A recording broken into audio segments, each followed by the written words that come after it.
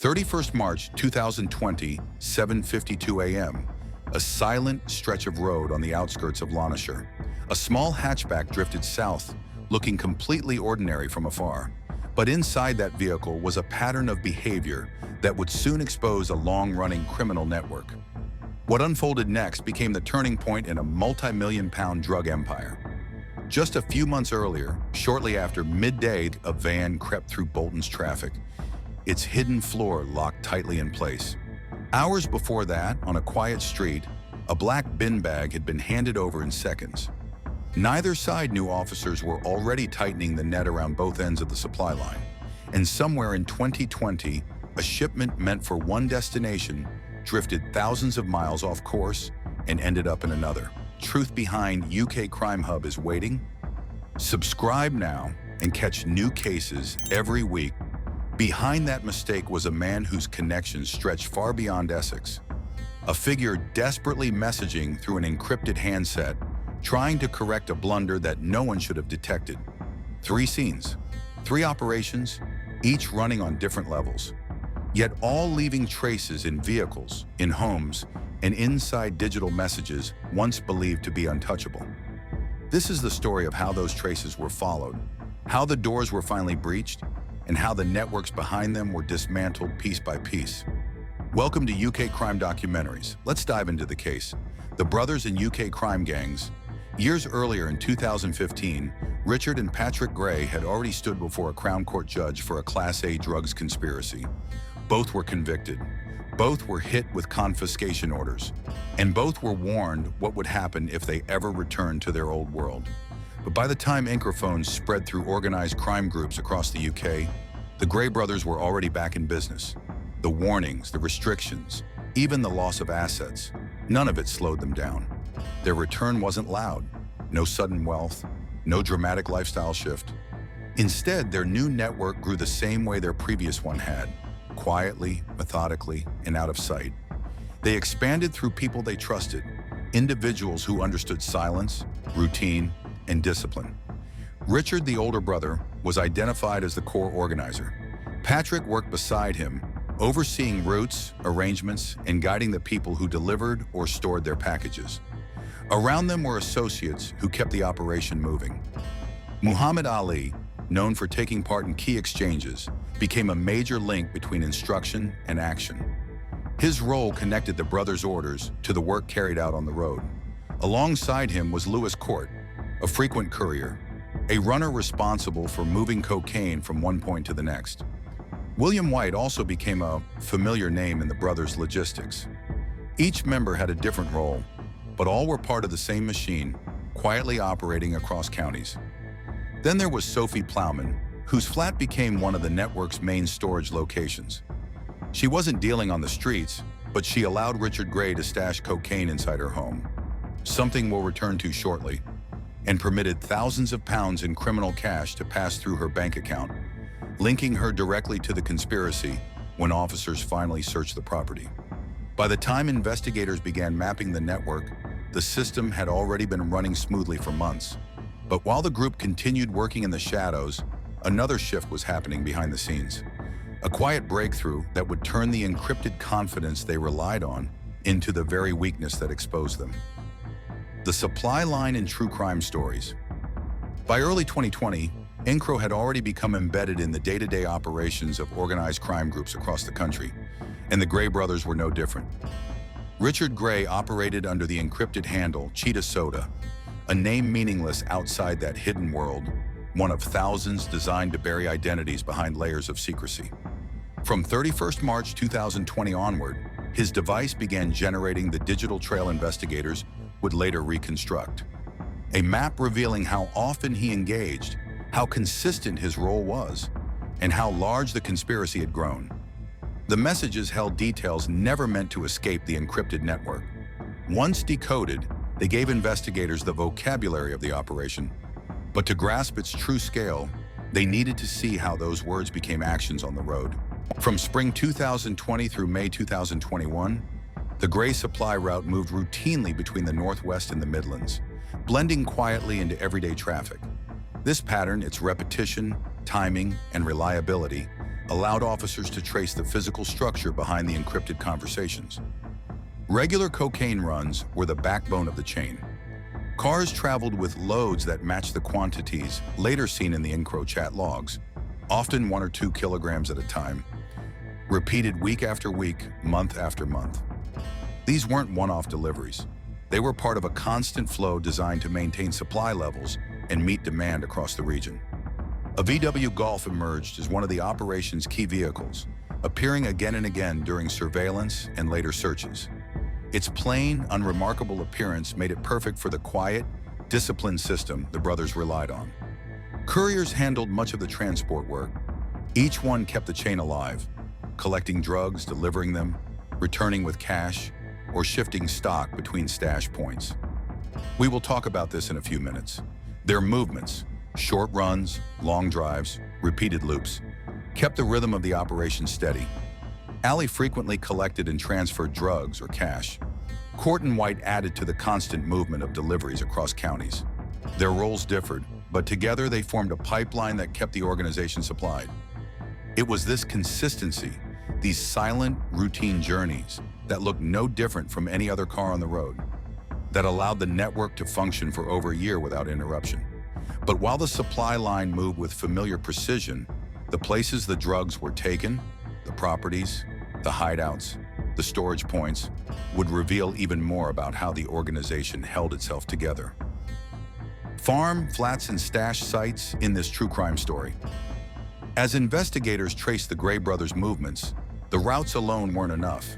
The operation depended on physical spaces, locations where drugs were stored, repackaged, or exchanged before the next courier arrived. These places formed the backbone of the network's daily operations, each one tied to a different name, a different role, and a different level of responsibility within the conspiracy. One of the most significant sites was the farm near Farmore. From the outside, it drew no attention, a rural setting far removed from busy towns and cities. But inside, officers found evidence directly linking its quiet exterior to the wider drug network. The farm acted as a storage hub used during the period when the supply line was at its busiest.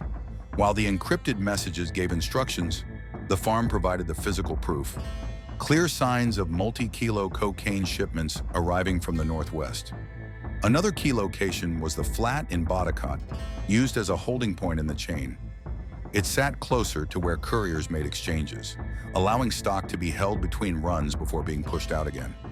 Investigators later linked this flat to individuals operating beneath the brothers, part of the structure that ensured deliveries continued even when the main line paused.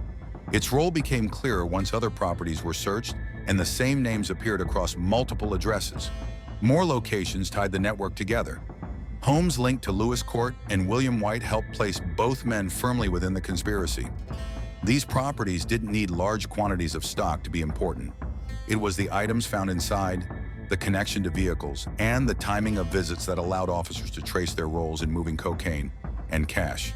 The most direct evidence came from targeted searches carried out once the investigation reached its enforcement stage. We will talk about this in a few minutes. And once those locations were identified, the next step was capturing the moments the network depended on, the meetings, the exchanges, and the journeys that revealed how the operation worked in real time. By early May 2021, the investigation had reached the point where the evidence was no longer theoretical. What remained was the final step, acting on the accumulated intelligence before the network could alter its structure or abandon its stash sites. Strike Day in UK crime documentary. The final days before enforcement showed a familiar pattern inside the organization. Lewis Court made one of his last identifiable supply runs, while Muhammad Ali continued making brief visits to key locations. Officers positioned themselves near the Farmore farm, the flat in Botched, and the properties linked to the associates who had kept the supply chain moving. When the enforcement phase began, it unfolded across several sites simultaneously. Arrest teams moved first on the brothers' homes, detaining Richard and Patrick Gray before they could shift any more stock or alert others within the network. Almost immediately, additional teams entered the critical addresses. Inside Sophie Plowman's flat in Banbury, officers uncovered 2.5 kilograms of cocaine hidden beneath a kitchen cabinet, along with repackaging equipment and evidence that more than 24,000 pounds in criminal cash had passed through her bank account. Searches across other linked properties and vehicles uncovered further quantities, bringing the total seizure to 2.88 kilograms of cocaine and 158,000 pounds in cash. The arrests of Court, Ali, and White followed in quick succession, each detained at pre-planned locations. The structure investigators had built through a year of surveillance was dismantled in just a few hours. With the organization taken apart, the case now shifted from the roads and stash sites to the courtroom, where the full extent of the conspiracy would finally be laid bare. Sentencing in UK crime stories. When the case reached Oxford Crown Court in January 2023, prosecutors presented the evidence in full. At the center of the network stood Richard Gray, who received a 21-year sentence. When the case later went to the Court of Appeal, his sentence was upheld, judges confirming it accurately reflected both the scale and seriousness of the operation. Across all defendants, the court highlighted the organized, persistent, and commercial nature of the conspiracy. This was not a loose group of individuals, but a well-coordinated structure built on routine planning and repetition, a system that might have continued undisturbed had the encrypted messages not exposed its inner design. Patrick Gray received a 15-year sentence. Below the brothers, the court issued further penalties. Muhammad Ali was sentenced to 7 years and 6 months, Lewis Court to 8 years and 6 months, and William White to 9 years. At the lower tier of the chain, Plowman was handed 5 years in prison for her role in the conspiracy. But while the Gray brothers' network was dismantled through months of surveillance and decrypted messages, another operation, unfolding months earlier in counties away, had been coming undone under a very different kind of scrutiny. The exchange at Whinbrook Gardens in UK crime cases. Thursday, 17th October 2019, a quiet street in Whinbrook Gardens. From the outside, nothing suggested the significance of what was about to happen between two vehicles. For investigators, however, this moment had already been marked on their timeline. The Citroën Berlingo, driven by Ashraf Khan, had been tracked as it made its way to the location, a point suspected of being used for heroin exchanges across the region. Ashraf arrived first, guiding the van into position with the calm, practiced movements of someone familiar with the routine. Shortly after, a gray Peugeot pulled up beside him. Behind the wheel was Isif Kara, quietly monitored by the National Crime Agency as part of their investigation into Class A supply networks in Yorkshire and the Humber. To an outsider, it looked like nothing more than two vehicles briefly pausing before continuing on their way. Kara stepped out, opened the boot of his Peugeot, and lifted a black bin bag, a seemingly ordinary item that gave no hint of its contents. Without delay, he placed the bag into the back of Ashraf's van. Within seconds, the exchange was complete. Kara returned to his car. Ashraf closed the Berlingo's rear doors. 2 men, 2 vehicles, and a single bag that would later become pivotal evidence. Neither of them realized that investigators were already watching. The NCA had been mapping their movements, tracking routines, pinpointing locations, monitoring meeting times, and noting vehicle use. This exchange fit the emerging pattern perfectly, and officers knew that what passed between the men would matter once the day unfolded. As the Berlingo left Whinbrook Gardens and headed toward Bolton, officers prepared for the moment that would reveal exactly what the van had been carrying. The Bolton stop after NCA drug bust. After leaving Leeds, Ashraf Khan's Citroën Berlingo traveled west toward Greater Manchester. The route was familiar, one he had used countless times before. This time, however, investigators were already in position, aligned with his movements. As the van entered their area, NCA officers, supported by local policing units, initiated a stop. The operation unfolded without hesitation. Marked vehicles blocked the Berlingo's path, and officers approached with the intent to secure both the driver and the vehicle before anything inside could be moved or hidden. Ashraf was detained at the roadside. For investigators, his identity was no surprise. His past conviction for possession with intent to supply Class A drugs formed part of the intelligence that had brought him under such close scrutiny. This stop was deliberate, the result of weeks of coordinated tracking of contacts, vehicles, and movements linked to the distribution network. With Ashraf in custody, officers turned their attention to the van. At first glance, the rear section seemed empty, clean, and unremarkable. But trained eyes spotted the subtle clues: slight irregularities in the flooring, uneven weight distribution, small signs the vehicle had been modified.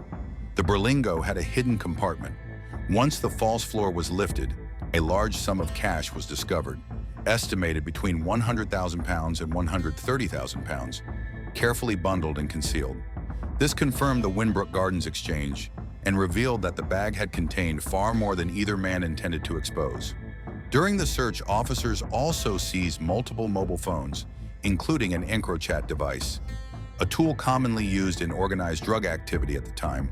These phones, including the EncroChat handset, were later destroyed as part of the legal process.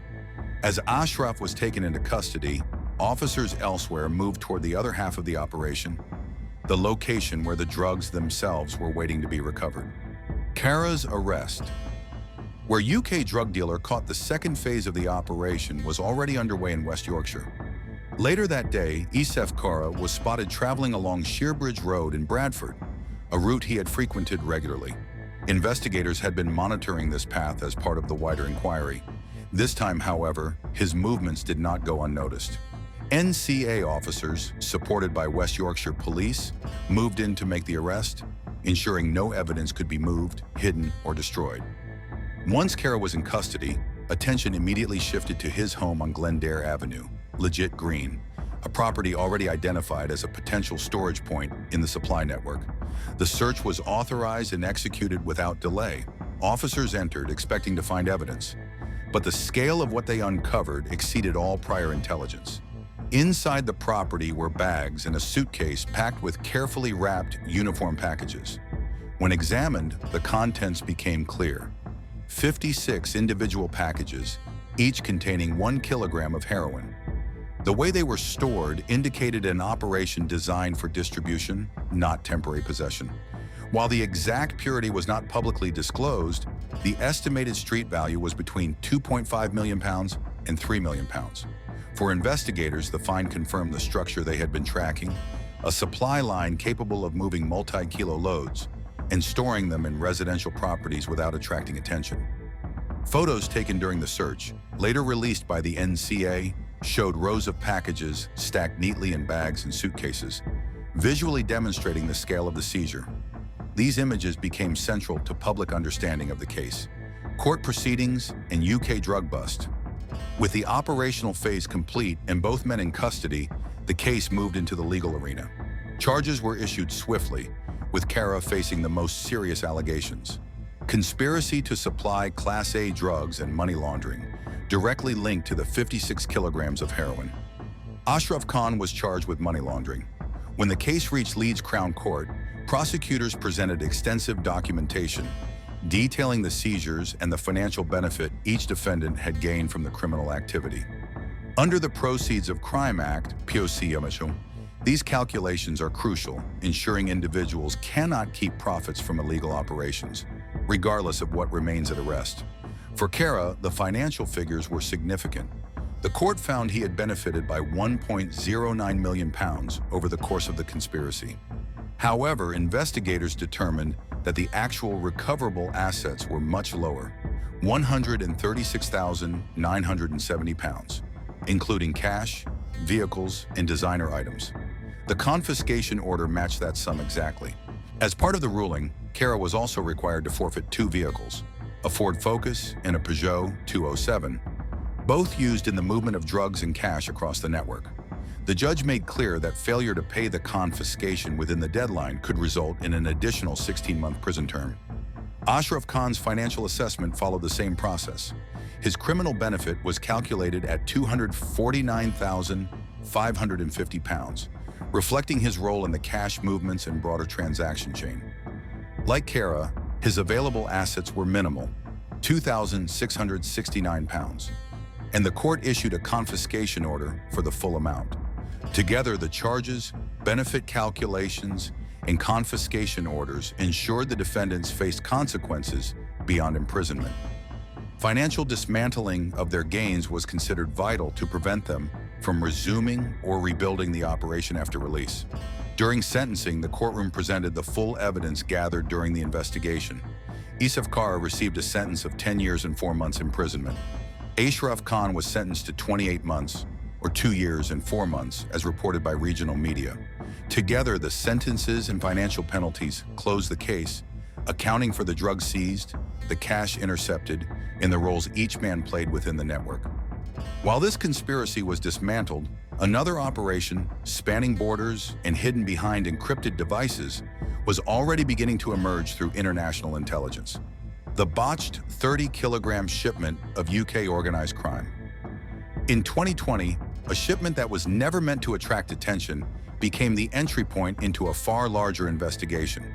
The consignment, 30 kilograms of cocaine, was originally scheduled for delivery to Germany, part of a wider network managed through encrypted communications. For those coordinating the shipment, the route, timing, and handover were all planned to operate quietly, without raising the slightest suspicion from authorities. But somewhere along the chain, a critical mistake occurred, and the consequences were far greater than anyone involved anticipated. Instead of reaching Germany, the shipment was rerouted thousands of miles off course, ending up in South Africa under a high-value, high-risk network. The error was catastrophic. The package immediately drew attention, and local authorities intercepted it before it could reach the intended recipients. Once seized, the trail began to unravel. The confiscation not only removed the drugs from circulation, but exposed weaknesses in the network's international coordination. Investigators would soon leverage this flaw to their advantage. The breakthrough came through the records left on Encrochat. Jonathan Parkhill, the man later dubbed the Escobar of Essex, was scrambling to fix the mistake. The messages revealed his urgency. He was trying to reroute the shipment, rectify the mix-up, and negotiate with contacts now demanding answers. What had been meant to be a smooth, discreet transaction had become a crisis beyond his control. The Encro communications also confirmed what authorities had long suspected. Parkhill's connections reached far beyond the UK. The exchanges exposed his ties to high-level Colombian traffickers, showing he was involved not just in domestic distribution, but in international supply chains and financial dealings at the top tier of the trafficking hierarchy. The 30-kilogram shipment was only one piece of a much larger operation, but it was the error that began to dismantle the network. Through the seizure, the encrypted messages, and the fallout from the botched consignment, investigators finally began to form a clear picture of Parkhill's role. It was the moment when a previously hidden network first became visible, and as authorities traced the consequences of the misrouted shipment, a second operation, bigger in scale and even more revealing, was already emerging overseas. The 500-kilogram Belgium operation in UK true crime stories. While the fallout from the failed 30-kilogram shipment continued to shake the network, another far more ambitious operation was already in motion.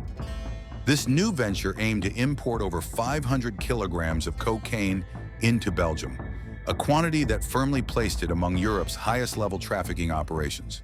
For investigators, it would provide the clearest view yet into the reach and scale of Jonathan Parkhill's criminal enterprise. Court records and Encrochat messages later reconstructed the plan. A high-value shipment estimated to be worth between £16 million and £90 million. Carrying out the operation required a local contact in Belgium, a role assigned to Kevin Hanley, Parkhill's long-standing associate. Messages presented in court described Hanley as Parkhill's eyes on the ground in Antwerp, tasked with overseeing the delivery, managing local contacts, and resolving any issues that arose during the transfer. His position made him vital to the success of the operation, but also exposed him to immediate consequences when things went wrong, and go wrong they did. Like the earlier 30-kilogram consignment, the shipment never went according to plan. While the full details of the failure remain partially undisclosed, court reports and media coverage confirmed that the deal collapsed entirely. The drugs never reached their intended channels, and the money failed to flow back to the Colombian suppliers. Accountability was swift and brutal. Hanley became the target of retribution, reportedly beaten in Antwerp by those demanding answers for the lost shipment. The violence highlighted the scale at which these men were operating. This wasn't a local dispute or small-time dealing. They were working with suppliers for whom millions were at stake, and retaliation was very real. As both operations unraveled, pressure on Parkhill mounted, culminating in the arrest that finally exposed his role in the network. Operation Venetic in UK crime documentaries behind the scenes, a far larger development was shifting the balance between organized crime and law enforcement. In early 2020, the encrypted communications platform Encroat was secretly compromised. This breach paved the way for Operation Venetic, a crackdown that would reveal thousands of users, including Jonathan Parkhill. His messages with Colombian suppliers and UK-based associates outlined the structure of his operation, giving investigators a complete picture of his involvement. By 2021, when Parkhill returned to the UK from Colombia, he walked straight into a trap. Heathrow Airport became the scene of his immediate arrest, marking one of the most significant detentions resulting from the Venetic operation. Meanwhile, in West London, enforcement officers targeted Kevin Hanley. He was arrested near his home in Axbridge, where a Sarnov shotgun was also discovered. While the weapon was not central to the trafficking case, its presence underscored the level of risk inherent in networks of this scale.